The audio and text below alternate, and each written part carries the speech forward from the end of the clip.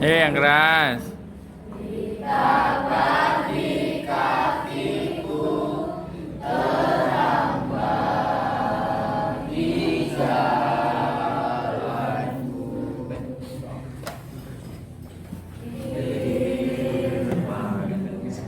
Pelita bagi kakiku, terang bagi jalanku.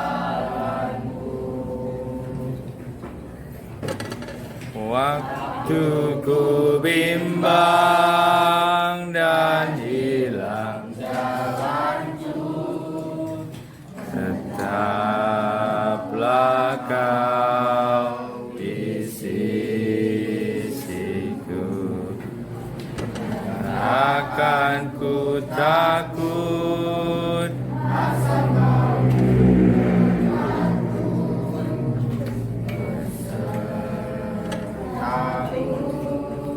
selamanya.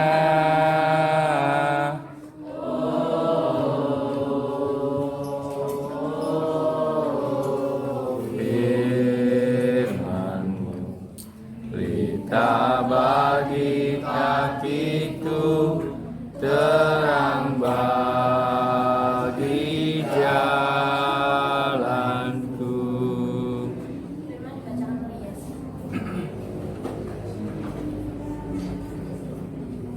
Seenaknya sendiri, tetapi orang-orang yang diundang itu tidak mengindahkannya.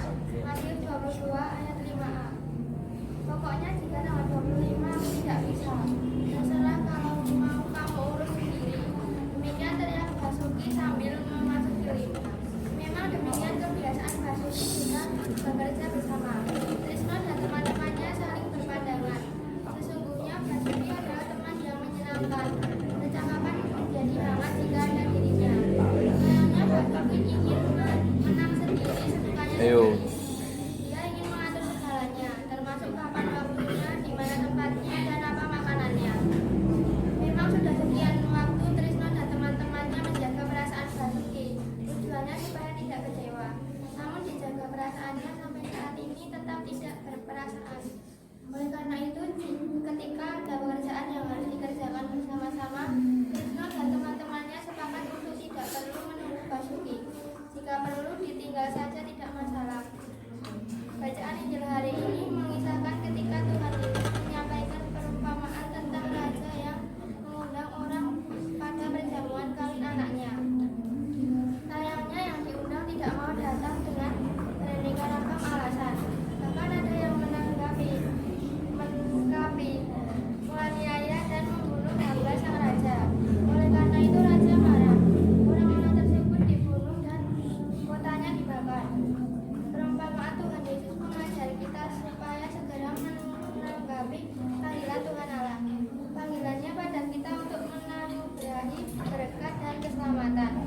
Jadi kita bersyukur karena tidak perlu mencari cara bagaimana mendapatkan anugerah tersebut.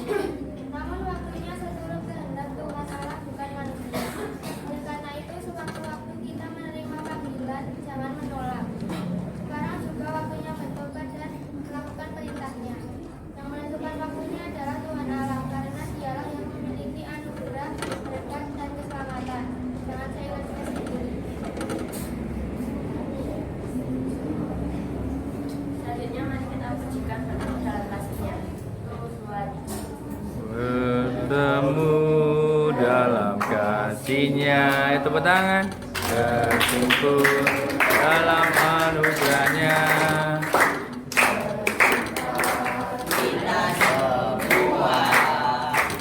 Di dalam rumah Tuhan.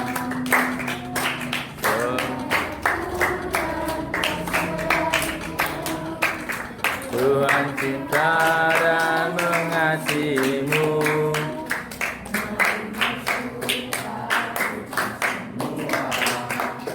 Di dalam rumah Tuhan.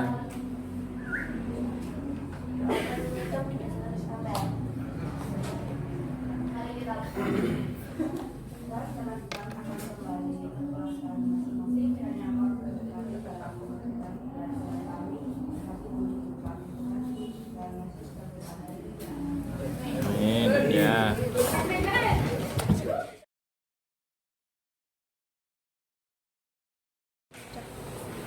Selamat pagi anak-anak. Ya, sebelum kita memulai kegiatan pada pagi hari ini, saya minta salah satu untuk memimpin doa. Silakan siapa? Oh ya. Teman duduk, siap, gerak. Berdoa, mulai.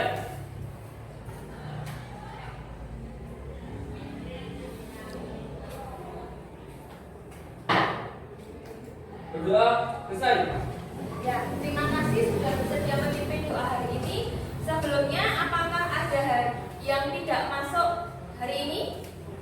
Siapa? Rizky, terus Habib, siapa? Diva. Diva keterangannya sakit. Aura, izin. Kemudian masih ada? Tegar. Sakit. Ya, kita doakan pada teman-teman kita yang hari ini sakit, semoga segera sembuh sehingga besok bisa masuk kembali dan mengikuti pelajaran lagi. Ya. Nah, hari ini kita akan membuat keyakinan kelas. Mungkin dulu kalian pernah membuat di kelas 7 atau mungkin juga di kegiatan yang lalu, tapi saya pengen memperbaharui nilai-nilai kebajikan yang ada untuk membuat keyakinan kelas baru di kelas 8A. Ya. Nah, dari nilai-nilai kebajikan ini saya pengen kalian tanamkan dalam diri kalian menjadi kebiasaan kalian. Ya, jadi yang ibu harapkan bukan hanya nilai akademik saja yang bagus, tetapi juga kalian mempunyai nilai-nilai kebajikan, mempunyai karakter yang baik. Ya, nah itu ya. Kemudian kedepannya nanti ketika kalian sudah membuat keyakinan kelas itu menjadi kebiasaan dan tertanam di dalam diri kalian menjadi pribadi yang lebih baik, menjadi pribadi yang lebih berkarakter, gitu ya. Nah, selanjutnya kita buat harapan untuk kelas ini, ya.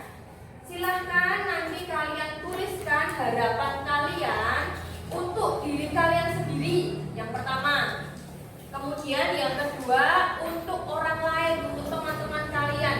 Kalian punya harapan apa untuk teman-teman kalian supaya kelas ini nanti lebih kondusif, lebih nyaman lagi untuk pembelajaran kalian.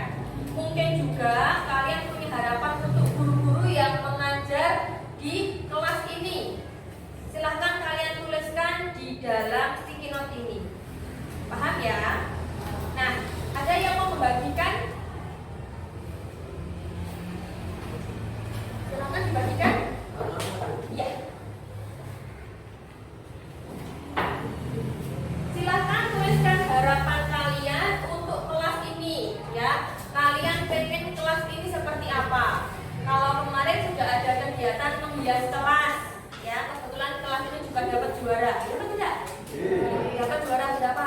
Satu. Keren, luar biasa. Tepuk tangan untuk kelas 8A. Juara 1. Kelasnya sudah bagus, kelasnya sudah bersih. Kalian pengen apa untuk kelas ini? Bukan untuk kelas ini saja, tetapi juga yang ada di sini. Siswanya kalian pengen bagaimana? Ya. Kita dikasih nama.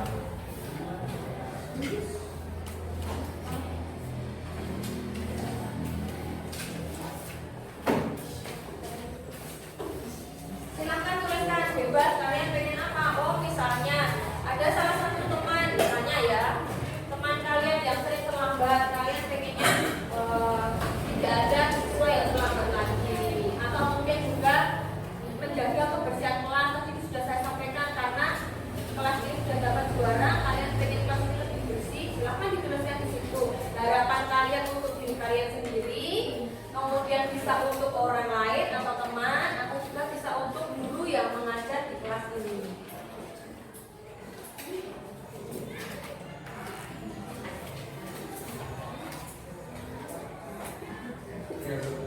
Ya.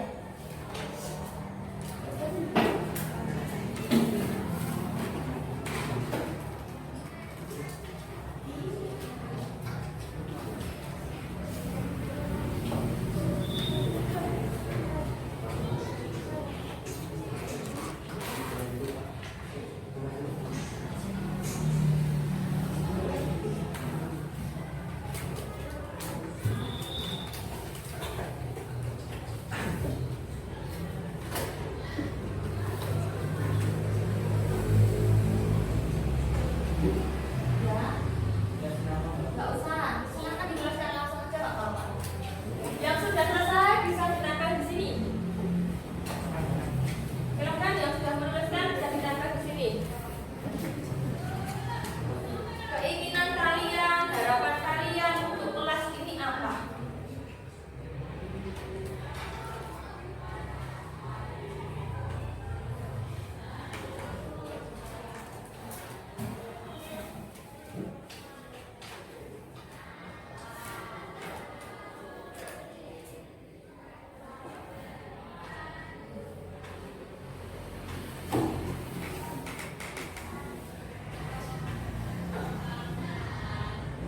Yang sudah selesai bisa ditempel di sini.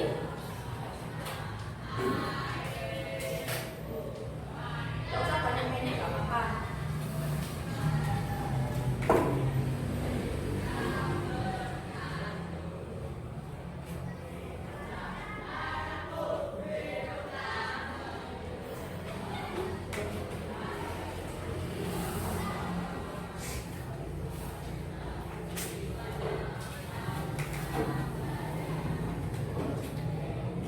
Sudah selesai? Belum. Tidak apa-apa. Boleh.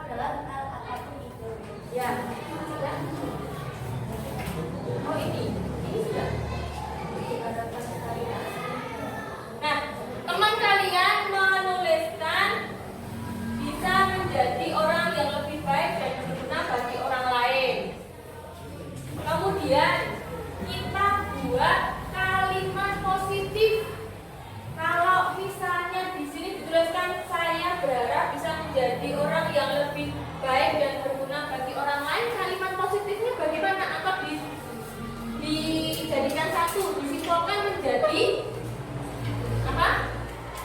Silakan berpendapat, nggak apa-apa. Saling membantu atau bisa juga bermanfaat untuk orang lain ya.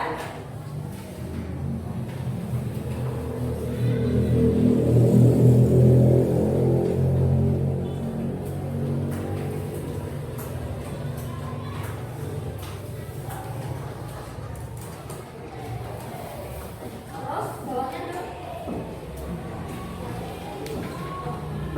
Saya juga berharap semoga kelas ini bisa semakin berprestasi dan dapat kompak dalam hal apapun.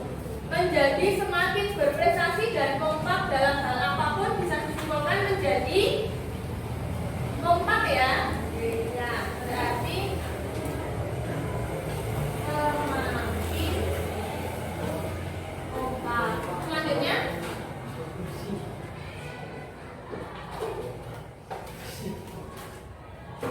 Dan ini harapan menambah ekstrakurikuler terus jangan lupa piket. ya jangan lupa ya.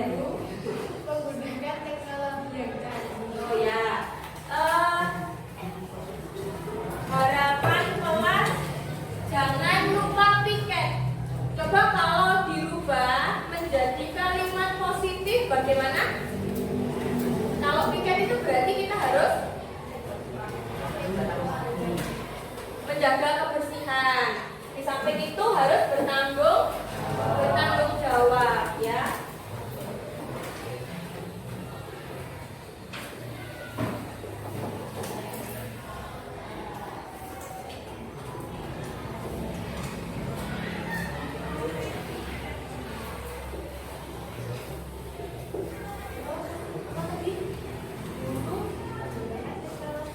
Guru menggunakan teknologi yang canggih berarti pembelajaran yang selanjutnya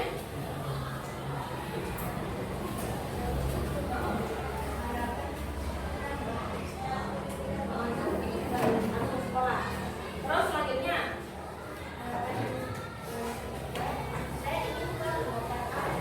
kompak sudah ada yang di sini ya kompak ya.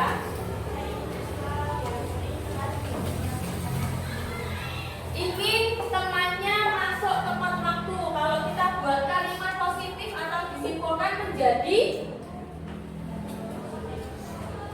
rajin atau bisa tepat waktu datang tepat waktu. Ada lagi? Wih, apa Saya lagi? ingin semua siswa kelas 8A menjaga kebersihan. Menjaga kebersihan ya. Selanjutnya Dan yang keempat, 1. Semoga kelas ini memiliki kipas. 2. Semoga kelas ini tidak ada yang terlambat dan mempunyai masalah. 3. Semoga semua rajin kelas dan piket. semoga kelas ini tidak ada yang terlambat lagi sudah masuk di sini ya. Datang tepat waktu.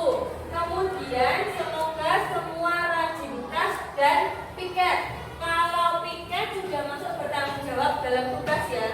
Berarti kalau tas kita buat menjadi kalimat positif atau disimpulkan berarti rajin membayar kas. Rajin apa penting ya? Selanjutnya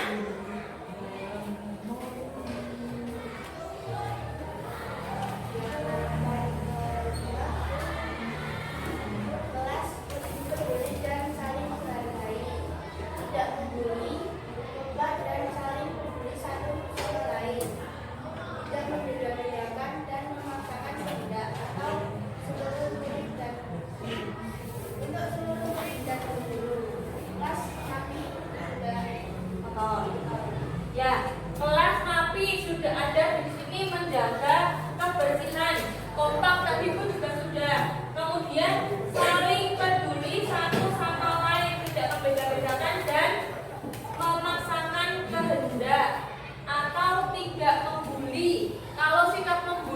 berarti dibuat menjadi kalimat yang lebih positif menjadi saling menghargai, saling menyayangi, ya. Itu bisa tadi disimpulkan pada saling peduli satu sama lain. Peduli sama lain.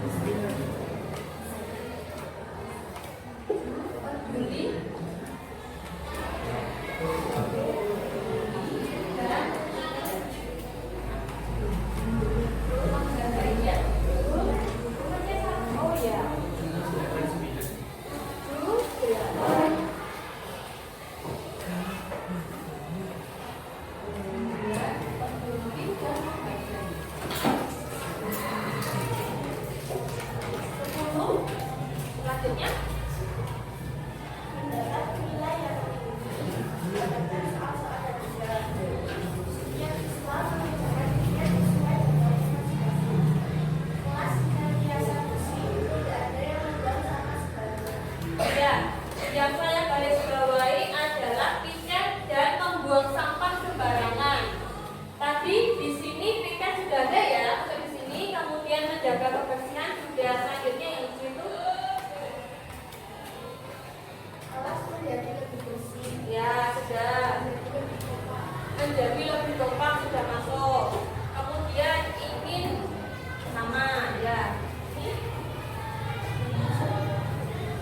Oh ya, selanjutnya semoga aku bisa menjadi orang sukses di masa depan nanti. Semoga kelas ini selalu bersih dan tambah solid. Wahai Bapak Ibu guru, jangan lantai. ya. Di sini dituliskan semoga kelas selalu bersih dan solid atau kompak ya, sudah dituliskan di situ. Kemudian ini selanjutnya tingkatkan belajarnya supaya semakin baik. Kemudian menjaga kebersihan dan selalu tertib. Kalau itu tingkatkan belajarnya berarti bisa dituliskan berprestasi. Selanjutnya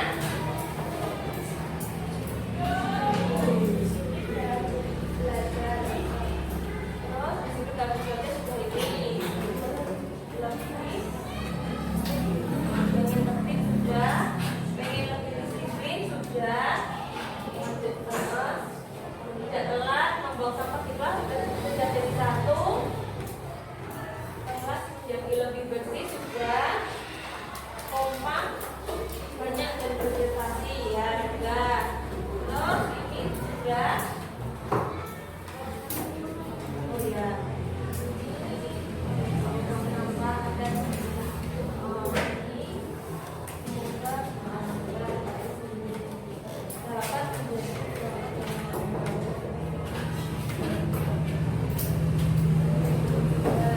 Lebih kompak ya.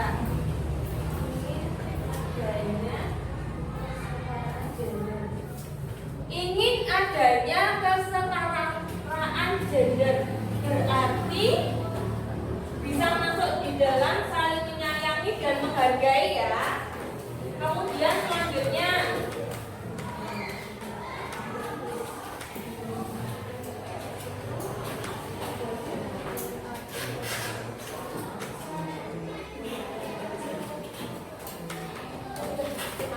terima kasih.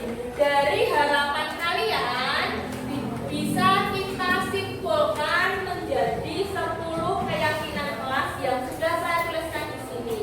Ya, ayo silakan dibacakan semua bersama dari 1 sampai nomor 10. Keyakinan kelas 1.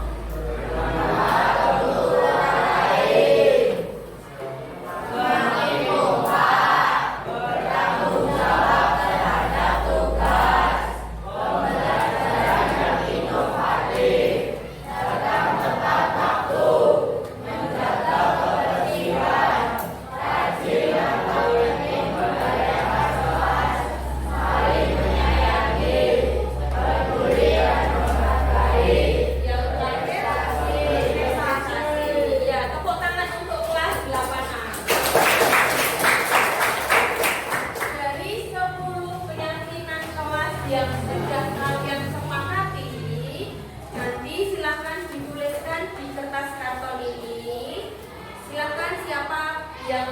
pandai berkreasi, pandai menggambar, dituliskan kemudian dihias dan ditempel di kelas menjadi keyakinan kelas 8. Nah, begitu ya.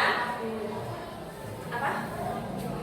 Boleh semua siswa boleh menuangkan idenya di dalam kertas ini ya. Sudah begitu ya. Terima kasih atas kesediaannya untuk membuat keyakinan kelas ya.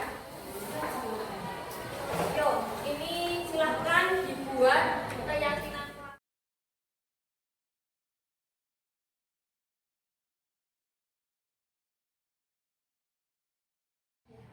Jadi, bagaimana kabar kamu hari ini? Baik, Bu. Baik. Nah, Ibu tadi melihat kalau kamu datang ke sekolah terlambat. Apakah ada sesuatu yang mengganggu kamu atau ada sesuatu yang ingin kamu ceritakan sama Ibu? Iya Bu, saya terlambat karena sulit bangun pagi tadi. Ya, Ibu memahami hal itu. Tetapi bangun pagi itu juga penting untuk siap-siap kita dalam menjalani aktivitas. Tidak apa-apa, setiap anak pernah mengalami hal itu. Kita akan mencoba menemukan cara untuk mengatasi masalah ini. Kira-kira apakah kamu punya alasan mengapa kamu sulit bangun pagi? Iya Bu, saya tidur larut malam karena menyelesaikan tugas yang sangat banyak. Ya, Ibu memahami bahwa mungkin sulit untuk tidur lebih awal ketika banyak tugas ya. Nah, semua orang sama deh pernah mengalami hal itu. Nah, kira-kira apakah permasalahanmu ini bisa diatasi? Iya Bu, saya rasa bisa mencoba untuk tidur lebih awal. Tapi kadang itu banyak tugas Bu. Ya, nah itu adalah sebuah tantangan deh. Setiap siswa memiliki tantangan. Kalau saat ini kamu punya tantangan sulit bangun pagi karena banyak tugas. Nah sekarang mari kita coba pikirkan cara agar kamu bisa tidur lebih awal dan tetap bisa menyelesaikan tugas-tugas kamu. Ya. Coba kita ingat lagi, kira-kira kamu masih ingat tidak kesepakatan kelas yang pernah dibuat kemarin? Ya Bu, saya ingat ya. Datang ke sekolah tepat waktu dan saya menghargai itu Bu. Baik, berarti Berlin sudah menyadarinya ya. Iya. Nah, sekarang kira-kira apa yang bisa kamu lakukan supaya kamu tidak terlambat lagi datang ke sekolah? Membuat jadwal istirahat dan jadwal belajar. Saya akan mencatat tugas sore hari supaya tidurnya bisa lebih awal. Ya, bagus itu. Itu adalah salah satu rencana yang bagus yang sudah kamu buat, ya. Nah, Ibu akan membantumu jika kamu butuh bantuan dalam mengatur jadwal. Nah, kira-kira kapan kamu akan memulai menerapkannya? Nanti pulang sekolah Bu. Bagus. Nah, terima kasih karena kamu sudah ada niat untuk melakukannya dan Ibu yakin kamu bisa menyesuaikan dan kamu bisa juga datang tepat waktu dan tetap menyelesaikan tugasmu dengan baik. Ya. Terima kasih Berlin untuk waktunya. Boleh kembali ke kelas.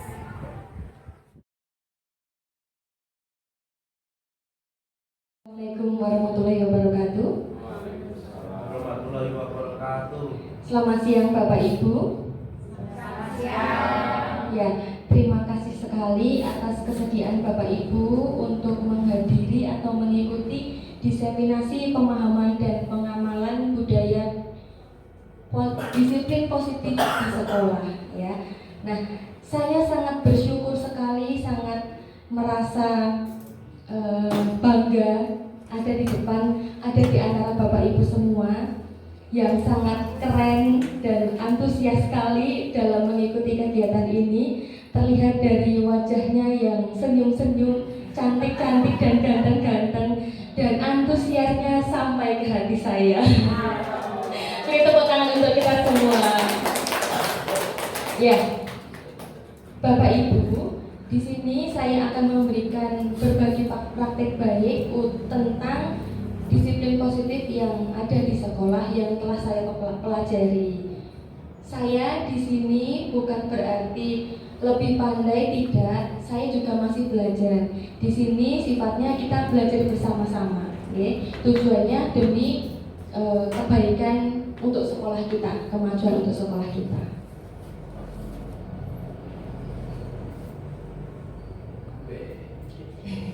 Nah, sebelum kita mulai, kita buat kesepakatan kelas dulu. Kesepakatan kelas yang sudah ada di sini, yang pertama hadir tepat waktu, kemudian saling menghargai, mengangkat tangan jika berpendapat, mengikuti diseminasi sampai dengan selesai. Adakah tambahan lagi yang lain? Kira-kira apa? Monggo, kenapa? Boleh, bebas. Mau disambi makan? Monggo. Misalnya, mau disambi minum? Monggo. Yang penting jangan sari. Kenapa? Saya tulis di sini.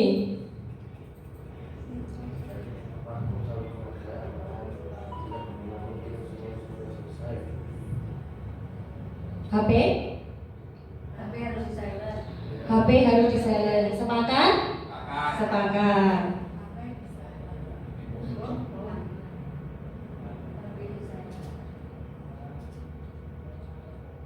Ada lagi? Sudah? Oke. Tolong dibacakan Bu Tia. Terima kasih atas waktu yang diberikan kepada saya. Kesepakatan kelas yang sudah kita sepakati pada siang hari ini, yang pertama adalah hadir tepat waktu, kemudian yang kedua saling menghargai, dan yang ketiga angkat tangan jika berpendapat, keempat mengikuti diseminasi sampai dengan selesai, dan yang kelima adalah HP di silent. Terima kasih. Ya, terima kasih Bu Tia bersedia membacakan kesepakatan kelas pada kegiatan hari ini. Selanjutnya, kita akan ice breaking dulu. Saya undang Bapak Ibu untuk bangkit berdiri. Kita mau ice breaking dulu. Walaupun tadi sudah capek ngajar sama anak, tapi masih ada semangat ya? Ya, kalau saya bilang cacing, itu artinya cacing itu pendek. Terus kalau ular panjang, leres. Cacing pendek, ular ular cacing cacing. Ya, masih konsentrasi semua. Nah, kita tambah lagi. Gajah benar, pinter. Sering ngasih pelajaran sama murid-murid. Kalau semut kecilnya bentuk lingkaran. Ya, kalau gajah besar, kalau semut kecil. Gajah besar, semut semut kecil, gajah besar, ular panjang, cacing pendek, gajah besar. Tepuk tangan dulu untuk kita semua. Coba kalau sekarang dibalik. Kalau sekarang dibalik. Kalau tadi cacing itu tangannya pendek. Tapi kita balik, cacing itu mulutnya bilang pendek, tangannya panjang. Terus kalau ular panjang, tangannya pendek. Dicoba, ini laras kebaikan. Bisa nggih? Dicoba. Ular panjang, cacing pendek. Cacing pendek. Cacing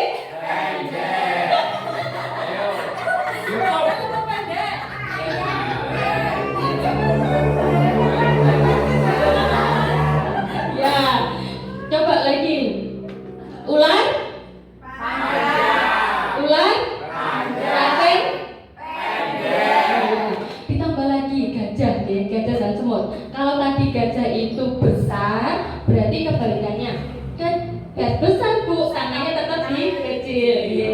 Kalau semut kecil, tangannya besar. Ya, kita coba gajah. Besar. Besar.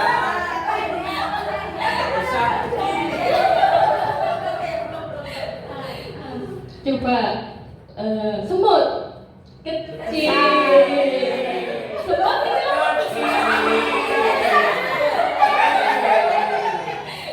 semut itu kecil apa besar? Gajah. Gajah. Semut. Cacing.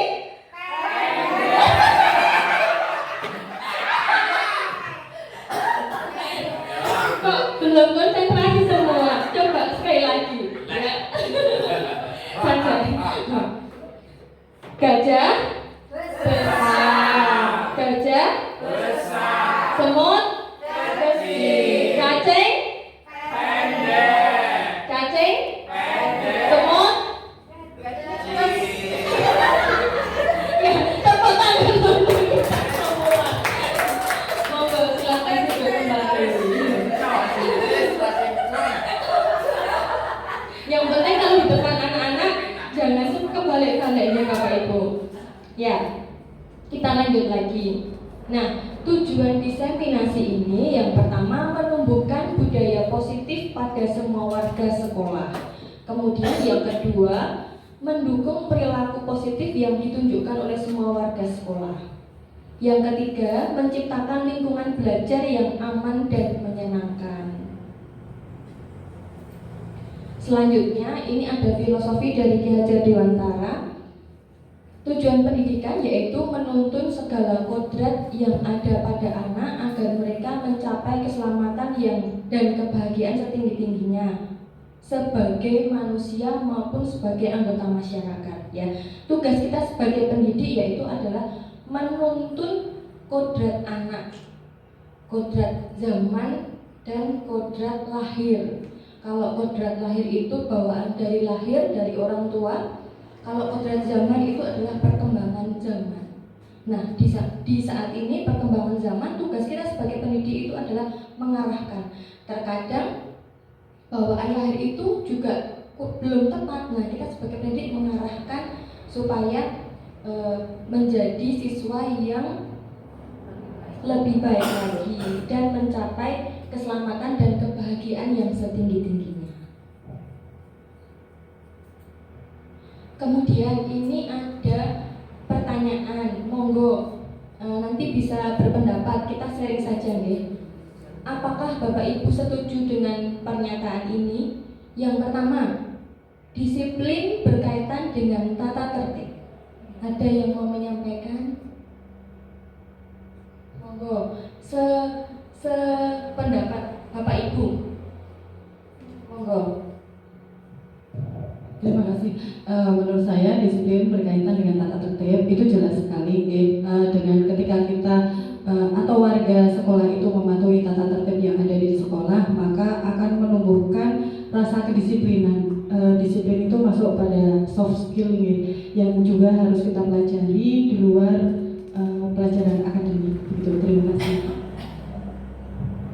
Terima kasih Bu Tia. Nah, yang kedua kita lanjut dulu. Hukuman dapat mendisiplinkan anak. Monggo Bapak Ibu yang mau berpendapat. Terima kasih. Hukuman dapat mendisiplinkan anak, belum tentu. Karena hukuman bisa saja menjadikan efek jera, namun hukuman juga bisa menjadikan anak menjadi trauma, sehingga belum tentu anak itu bisa disiplin. Terima kasih Bu Endang jawabannya. Kita lanjut lagi. Pemberian hukuman dengan hal positif seperti membaca atau membersihkan halaman sekolah dapat meningkatkan kedisiplinan anak. Ada yang mau berpendapat? Monggo. Ya, pemberian hukuman dengan hal positif seperti membaca atau membersihkan halaman sekolah dapat meningkatkan disiplin anak. Sebenarnya kita kalau ini juga saya setuju, karena kalau lihat khususnya waktu pagi hari, ya dengan anak itu membersihkan halaman sekolah, ya, sehingga untuk kehadiran anak di situ juga akan meningkat. Seperti kalau tadi aja mungkin hanya nggak ada hasilnya yang kena hukuman. Kalau yang kemarin banyak, karena itu anak-anak apa ya? Kalau kita hanya datang terlambat, hanya kita catat dan semuanya, anak itu nggak ada efek jerahnya. Tapi kalau ada tindakan pendidikan halaman atau pendidikan ruang dan sebagainya, ada efek jerah dari anak dan tentu saja akan meningkatkan disiplin, khususnya masalah kehadiran. Itu Bu. Ya, terima kasih Bapak atas jawabannya. Masih ada satu lagi pertanyaan yang keempat, memberi penghargaan dapat meningkatkan motivasi belajar anak. Monggo, ada yang mau berpendapat? Tidak ada benar salah Bapak Ibu. Baik, terima kasih atas waktu yang diberikan pada saya. Memberi penghargaan dapat meningkatkan motivasi belajar anak. Di sini menurut saya bisa positif maupun negatif ya Bu. Kalau dalam positifnya, anak lebih percaya diri dan akan lebih termotivasi karena dia merasa mendapatkan reward dari orang di sekitarnya. Sedangkan untuk negatifnya, itu anak akan menjadi ketergantungan. Karena kalau tidak mendapatkan penghargaan, dia merasa tidak ada apa-apanya, jadi saya nggak akan bersemangat atau termotivasi. Mungkin seperti itu kedua dari saya. Terima kasih atas jawabannya. Kita lanjut lagi. Budaya positif. Pengertian budaya positif adalah nilai-nilai, keyakinan-keyakinan, dan kebiasaan-kebiasaan yang di sekolah yang berpihak pada murid agar murid dapat berkembang menjadi pribadi yang kritis, penuh hormat, dan bertanggung jawab. Nah, ini ada 8 konsep inti dari budaya positif. Yang pertama itu adalah perubahan paradigma belajar. Kemudian yang kedua ada disiplin positif. Yang ketiga motivasi perilaku manusia. Keempat kebutuhan dasar manusia. 5 posisi kontrol guru. 6 nilai-nilai kebajikan. 7 keyakinan kelas yang mungkin sudah dipraktekkan oleh beberapa Bapak Ibu guru. Semua yang ada di sini sudah banyak yang mempraktekkan keyakinan kelas. Dan ke-8 adalah segitiga restitusi. Kita lihat satu persatu. Pembelajaran dengan paradigma baru. Pembelajaran dengan paradigma baru dirancang berdasarkan prinsip pembelajaran yang berdiferensiasi, sehingga setiap siswa belajar sesuai dengan kebutuhan dari tahap perkembangan untuk mewujudkan profil pelajar Pancasila. Nah, profil pelajar Pancasila masih ingat ya Bapak Ibu? Napa mawon? Beriman dan bertakwa kepada Tuhan Yang Maha Esa, berkebinekaan global, mandiri, bergotong royong, bernalar kritis dan kreatif. Yang selanjutnya disiplin positif. Dalam budaya kita, makna kata disiplin dimaknai menjadi sesuatu yang dilakukan seseorang pada orang lain untuk mendapatkan kepatuhan. Kita sebagai pendidik cenderung menghubungkan kata disiplin dengan ketidaknyamanan. Kadang dikaitkan dengan hukuman, tadi yang sudah saya sampaikan di awal dengan pertanyaan tadi. Disiplin positif merupakan salah satu cara penerapan disiplin yang bertujuan untuk menumbuhkan kesadaran serta memberdayakan anak untuk melakukan sesuatu tanpa sogokan, ancaman maupun hukuman yang diharapkan ketika disiplin positif seperti itu. Kemudian selanjutnya motivasi perilaku manusia. Yang pertama, motivasi merupakan dorongan yang timbul pada diri seseorang secara sadar atau tidak sadar untuk melakukan tindakan dengan tujuan tertentu. Yang kedua, menghindari ketidaknyamanan dan hukuman. Yang keempat, mendapatkan imbalan atau penghargaan dari orang lain, sama seperti yang disampaikan Bu Dina tadi. Adanya motivasi kalau dapat imbalan atau penghargaan dari orang lain. Kemudian menghargai nilai-nilai kebajikan diri sendiri. Nah, ini ada 5 kebutuhan dasar manusia. Yang pertama, bertahan hidup. Itu berkaitan dengan kesehatan, rumah, makan, kita bisa nih sering diajarkan sama Bu Endang sama Bu Dina.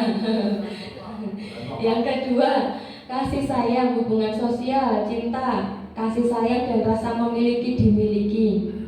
Yang ketiga, kebebasan, kebutuhan akan menentukan pilihan, kemandirian, otonomi, memiliki pilihan. Kemudian yang keempat, kesenangan. Anak-anak usia SMP itu masih ingin senang, tertawa, bermain, walaupun sering kita menegur, menasihati, jangan lari-larian, jangan geret-geretan kursi, tapi tetap karena kebutuhan usia sekarang itu masih senang-senang, tertawa, bermain, ya, karena masa SMP itu adalah masa peralihan menuju ke dewasa.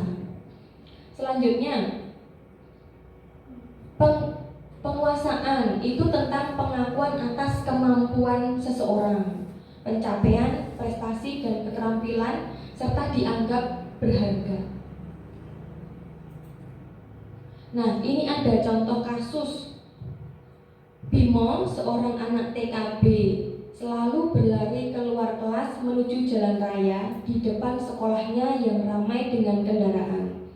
Tingkahnya membuat guru, Bu Ani, bingung dan seringkali lari mengejarnya. Ada beberapa kemungkinan jawaban yang diberikan Bimo. Mari kita identifikasi kebutuhan yang ingin dipenuhi Bimo. Jika respon Bimo seperti yang saya tuliskan di bawah ini. Aku senang bermain kejar-kejaran dengan ibu guru, seru. Kira-kira kebutuhan apa yang diinginkan oleh Bimo? Aku senang main kejar-kejaran dengan ibu guru, seru. Kepuasan, kesenangan. Kita lihat jawabannya. Kesenangan. Ya. Kita lihat lagi. Ibu kejar aku karena ibu guru sayang aku. Kira-kira kebutuhan apa yang ingin didapatkan Bimo? Ya, kita lihat. Cinta dan kasih sayang. Nah, cinta dan kasih sayang benar semua ya. Karena semua orang membutuhkan. Ini masih ada lagi. Aku bosan belajar mewarnai terus di dalam kelas. Oh, Bu. Apa? Perhatian. Kepuasan. Kebebasan. Iya. Kebebasan. Satu lagi. Aku hebat kan? Bisa bikin ibu guru kejar aku.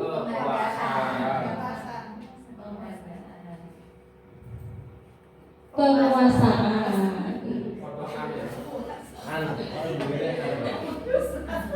Ini adalah materi selanjutnya, yaitu 5 posisi kontrol guru.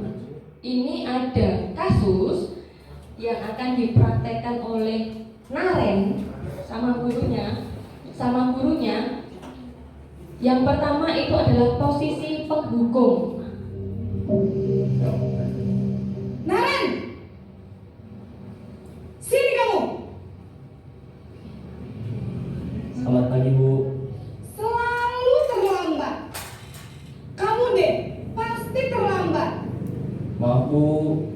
Saya Apa coba? Alasan kamu apa lagi?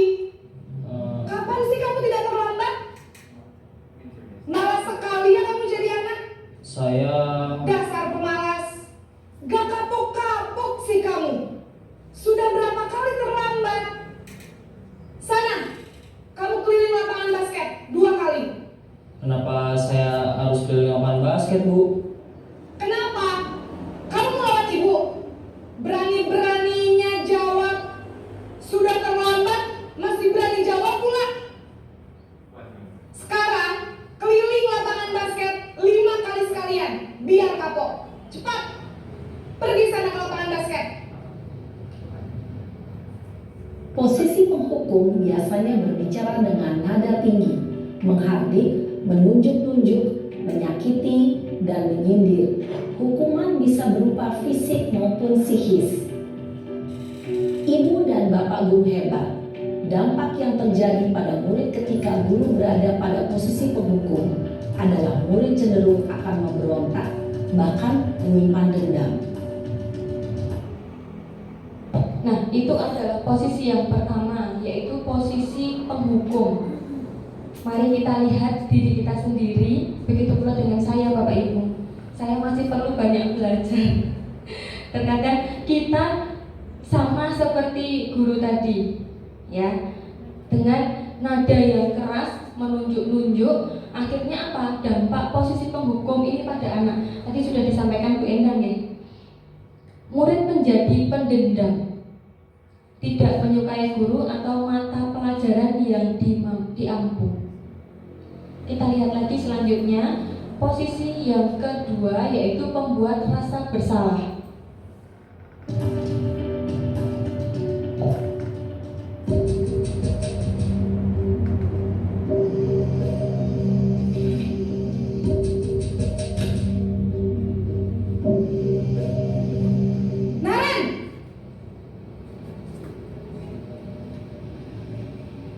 Selamat pagi, Bu.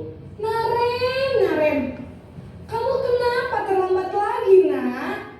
Ya Tuhan, Naren, kamu senang ya bikin ibu susah ya? Kalau kamu terlambat lagi, nanti ibu yang ditegur bapak kepala sekolah, nak. Disangka ibu tidak bisa membina kamu. Duh, gimana ini? Maaf, Bu. Duh, Gusti Naren, kamu suka ya kalau ibu ditegur bapak kepala sekolah? Terus, sekarang ibu harus tulis apa ini di buku absen? Ini kamu sudah sering terlambat loh. Ibu harus apa coba? Maaf, Bu. Maaf sekali. Ya sudah, lain kali jangan bikin ibu susah lagi ya, nak ya. Ibu tidak akan kuat lagi kalau kamu begini terus. Bisa jantungan kalau ibu ditegur bapak kepala sekolah. Sana cepat ke kelas. Maaf ya, Bu. Maaf sekali. Posisi pembuat rasa bersalah berbicara dengan nada tenang, cenderung lembut. Namun kata-kata yang diutarakan membuat murid merasa menjadi orang yang gagal, memandang buruk dirinya sendiri, merasa tidak berharga, dan tidak sanggup membahagiakan orang lain. Ketika guru mengambil posisi pembuat rasa bersalah, murid akan menganggap dirinya yang bersalah dan ia akan menyimpan emosi negatif tersebut di dalam dirinya. Ya, itu adalah posisi kontrol yang kedua, yaitu pembuat rasa bersalah. Kalau tadi dengan nada yang keras, tapi kalau pembuat rasa bersalah ini nadanya lembut, tetapi menyudutkan siswa. Nah, dampaknya itu adalah membuat murid merasa bersalah. Dia merasa gagal dan rendah diri. Ya. Nah, posisi selanjutnya yaitu posisi teman.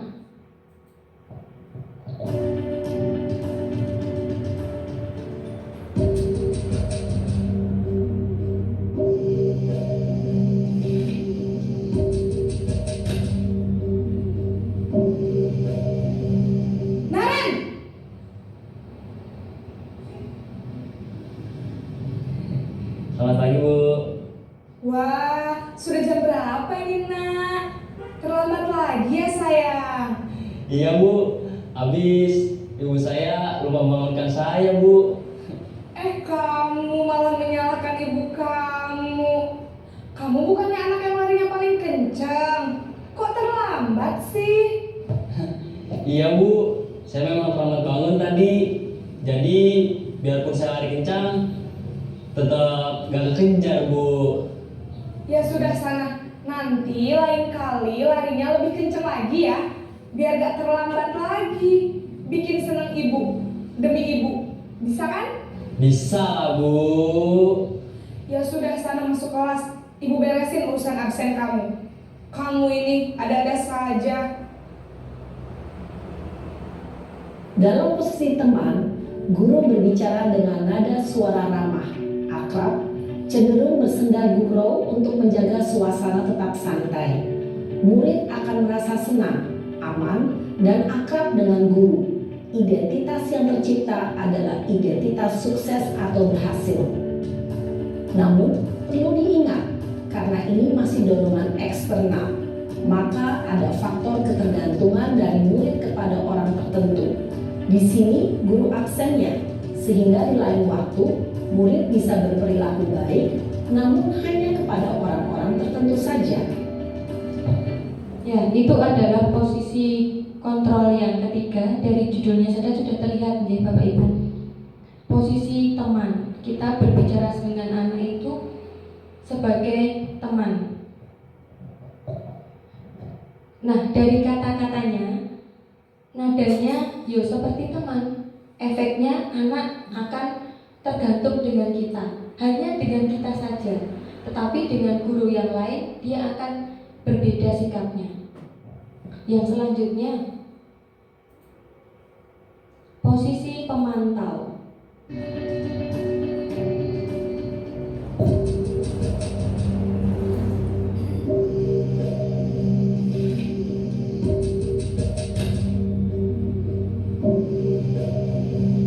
Naren!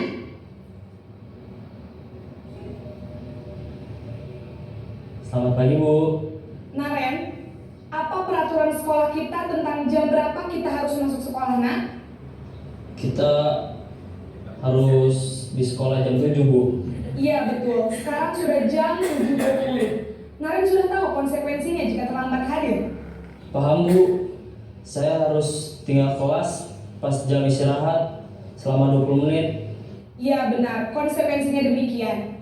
Jadi nanti jam 9.30 pas istirahat, kamu harus tinggal di kelas, kerjakan tugas tambahan untuk ketertinggalan kamu, ya? Baik, Bu. Posisi pemantau mengandalkan penghitungan atau data untuk mengontrol murid. Guru mengarahkan murid berdasarkan peraturan dan konsekuensi. Seorang pemantau menunjukkan bahasa tubuh dan ekspresi wajah yang datar dan cenderung formal. Nah, itu adalah posisi pemantau, ya. Dia selalu melihat tata tertibnya di sekolah apa, konsekuensinya apa, sanksinya apa. Itu adalah sebagai pemantau. Kemudian yang selanjutnya itu posisi yang kelima, posisi manajer.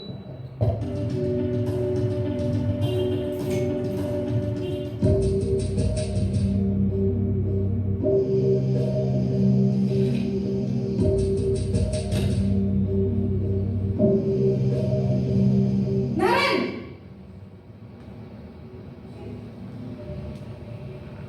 Selamat pagi, Bu. Selamat pagi, Naren. Maaf, Bu. Saya terlambat. Iya, sekolah masuknya jam 7, sekarang sudah jam 7.20. Jadi sekarang bagaimana ini, Naren? Maaf, Bu. Saya lupa setel alarm saya semalam. Baiklah, menurut kamu, keyakinan sekolah yang mana yang perlu kamu tingkatkan? Menghargai diri sendiri dan orang lain mungkin ya, Bu. Setuju. Jadi, apakah Naren meyakini prinsip saling menghormati tersebut? Iya, Bu. Saya meyakininya. Apakah Naren bersedia memperbaiki masalah keterlambatan ini? Bersedia, Bu. Bagaimana kamu akan perbaiki masalah keterlambatan ini? Saya akan coba untuk tidak lupa menyetel alarm saya, Bu. Baik, kalau Naren lupa menyetel alarm di rumah, ada orang yang kira-kira bisa bantu Itu adalah posisi yang terakhir, posisi manajer. Yang disarankan, yang diharapkan kita sebagai pendidik adalah menerapkan posisi manajer. Jadi kita sebagai pendidik diharapkan memanusiakan murid, memanusiakan murid. Jadi dicari permasalahannya apa, bagaimana solusinya, itu dari siswa sendiri. Jadi kita menganggap siswa kita itu sebenarnya sudah bisa menyelesaikan masalah sendiri, cuma perlu bimbingan dari kita. Nah, kalau yang di awal-awal tadi, kalau panjenengan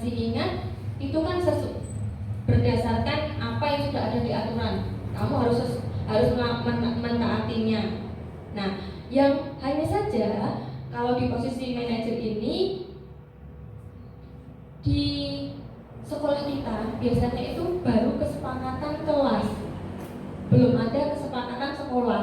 Nah, posisinya di sini adalah terlambat masuk sekolah, gitu.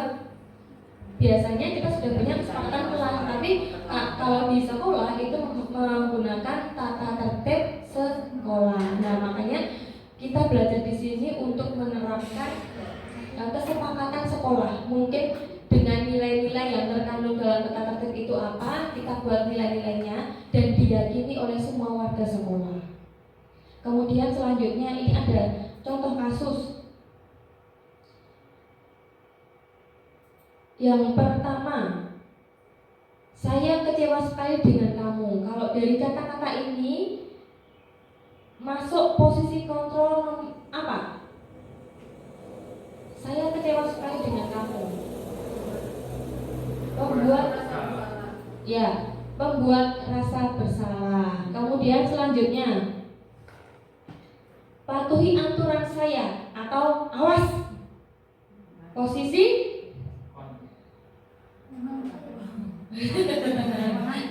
Loh, Bapak Ibu, patuhi aturan saya atau awas kamu.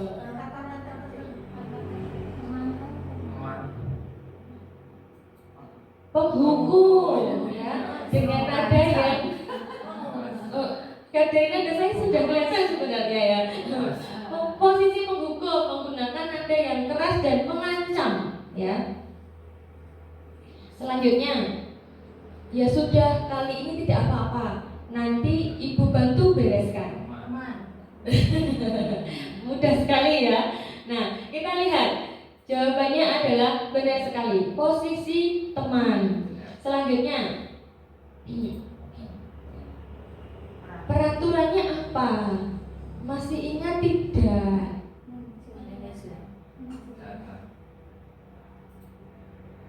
Pemantau. Dilihat lagi peraturannya apa, ya.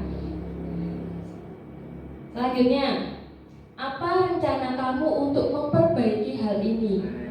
Manajer, ya. Yang terakhir tadi, jadi kita menghendaki murid itu menyelesaikan masalahnya sendiri, mencari solusinya sendiri dengan bantuan kita, ya.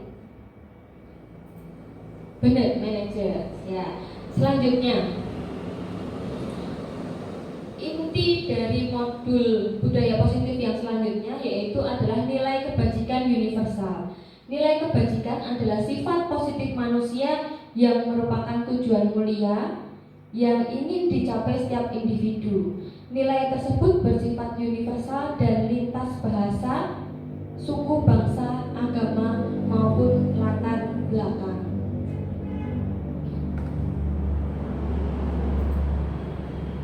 Ini yang sering kita buat, yang sering kita lakukan, yaitu keyakinan kelas. Keyakinan kelas adalah salah satu disiplin positif yang bisa kita terapkan dalam membangun budaya positif di sekolah. Kalau keyakinan kelas itu lingkupnya lebih kecil, gitu Bapak Ibu. Nah, yang pertama, menumbuhkan sikap tanggung jawab pada diri peserta didik atas pemilihan apresiasi idenya melalui kesepakatan kelas. Yang kedua, menumbuhkan rasa saling menghargai diri sendiri dan orang lain. Selanjutnya, segitiga restitusi. Segitiga restitusi itu dilakukan sebagai upaya membantu siswa memperbaiki diri agar dapat kembali ke kelompoknya dengan karakter yang lebih baik.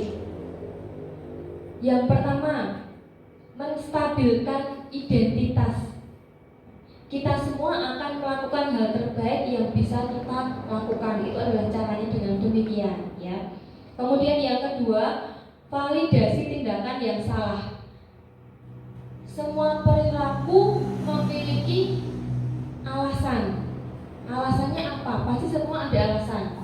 Nah, itu yang kita ingin tahu dengan cara menerapkan segitiga restitusi ini kepada siswa yang melakukan kesalahan. Alasannya apa?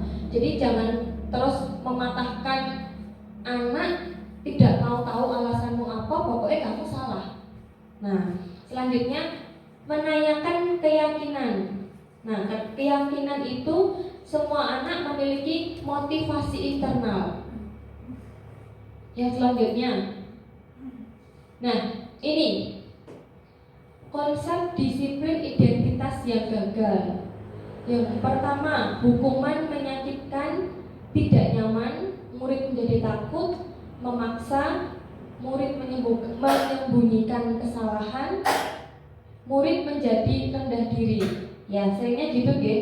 Kalau misalnya kita ngasih hukuman ke anak tuh akan menimbulkan kebohongan pada diri anak. Dia justru menjadi siswa yang tidak jujur. Kemudian penghargaan ini tidak efektif karena merusak hubungan, ada sikap iri, ada siswa lain yang iri, loh kayak kok dikasih kok aku enggak. Nah itu. Kemudian mematikan kreativitas anak, menghukum dengan sistem ranking, merampas hak menghargai dirinya. Nah, konsep disiplin identitas yang sukses yang diharapkan yang di sebelah kanan di Bapak Ibu. Yang pertama, kita menerapkan konsekuensi, penguatan jangka pendek, perlu monitoring berkelanjutan. Kemudian adanya stimulus dan respon. Murid diharapkan menghormati peraturan, kehilangan waktu untuk merenungi kesalahan. Yang selanjutnya adalah restitusi dengan menerapkan segitiga restitusi tadi. Murid menjadi lebih bertanggung jawab untuk perilakunya, fokus pada pemecahan masalah jangka panjang, murid menghormati dirinya dan orang lain, teori kontrol, dirinya memegang kontrol, murid bersemangat memperbaiki kesalahan. Sedikit sharing Bapak Ibu,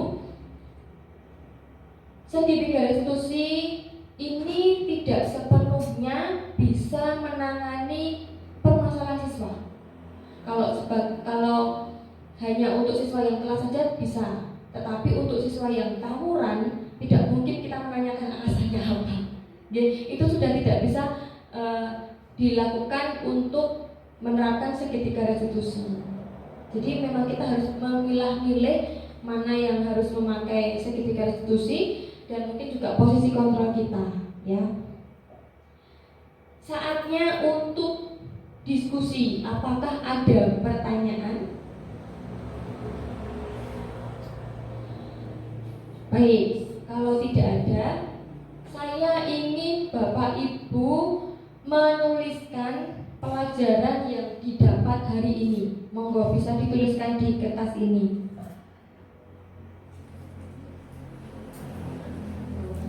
Ini pakai spidol.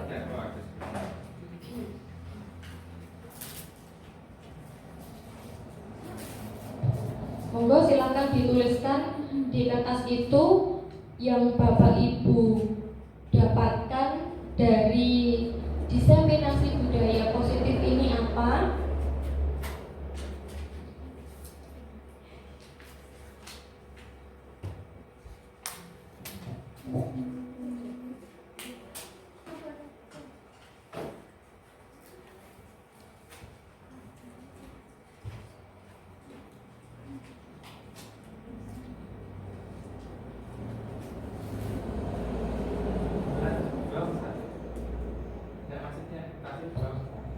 Satu. Belum. Satu-satu dulu aja Pak. Enggak, semua dari diseminasi ini apa yang Bapak Ibu dapatkan, pelajaran apa yang didapat.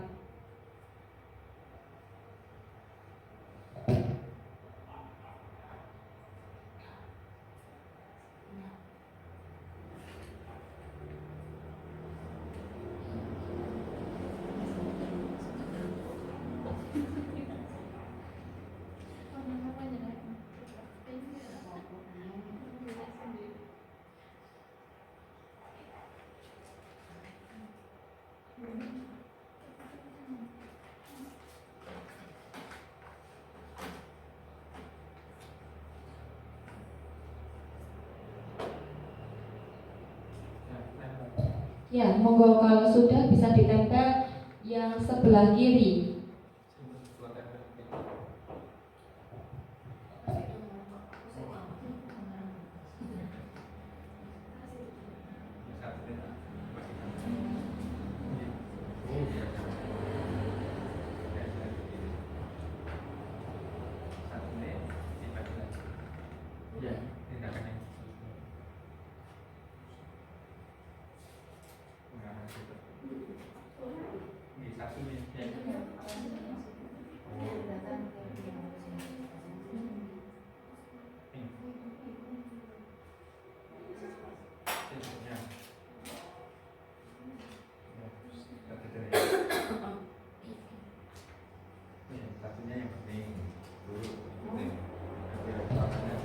Kalau sudah, silakan ditempel di sebelah kiri pelajaran yang didapat. Kemudian saya akan membagikan Bapak Ibu kertas warna kuning.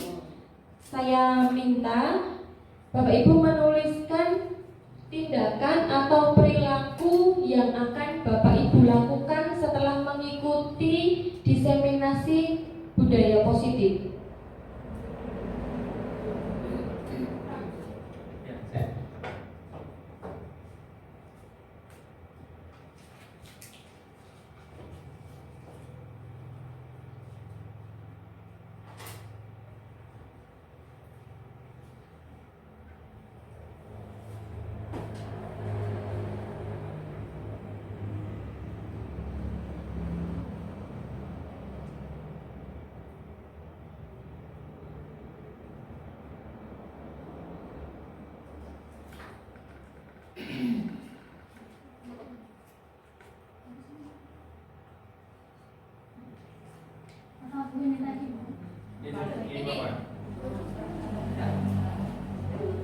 Saya bacakan Bu.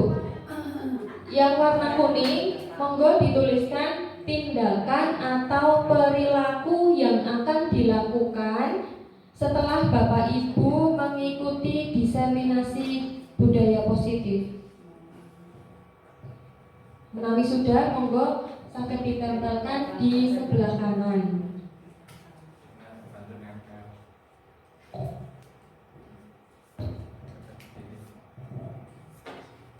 Sama nih yang kuning.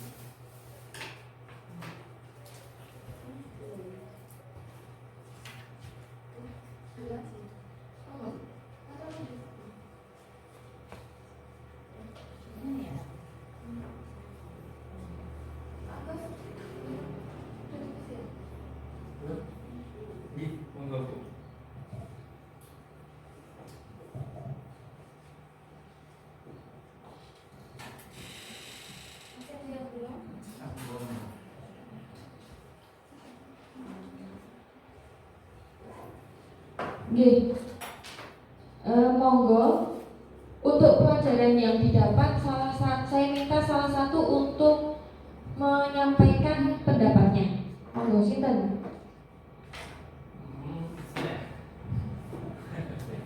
Saya tadi jawab apa ya? Oh ini saya yang saya pelajaran yang didapat hari ini saya mengetahui cara mengenangani anak bukan sebagai orang yang ditangkap atau menghukum, tapi sebagai media dari video tadi. Kemudian saya pelajarannya mengetahui bagaimana cara pendekatan ke anak agar menyadari kesalahannya secara sendiri, bukan dipaksa, bukan dihukum, tapi secara pribadi menyadari dan memperbaikinya. Terima kasih. Terima kasih Pak Agus atas jawabannya tentang pelajaran yang didapat hari ini. Untuk yang selanjutnya, tindakan atau perilaku yang akan dilakukan, monggo Bapak Ibu bisa menyampaikan Jawabannya? Monggo. Tinggal maju. Tinggal saja salah satu. Mau di sana? Mau lihat jawabannya itu loh. Nanti kan jawab. Tinggal monggo. Ya, saya akan memberikan dorongan pada siswa untuk lebih patuh pada peraturan. Terima kasih Bu Haryati atas kesediaannya untuk membacakan tindakan atau perilaku yang akan dilakukan. Baik Bapak Ibu, terima kasih untuk partisipasi dan kerjasamanya dalam diseminasi hari ini. Budaya positif itu memerlukan banyak sekali kolaborasi. Tanpa adanya kolaborasi dan kerjasama, tidak akan tercipta sekolah yang disiplin dan nyaman bagi siswa untuk belajar. Untuk itu, mari saya mengajak Bapak Ibu untuk menerapkan apa yang sudah kita pelajari hari ini supaya kita menjadi pendidik yang berpihak pada murid dan menciptakan generasi yang maju sesuai dengan kodrat anak. Demikian presentasi dari saya. Terima kasih.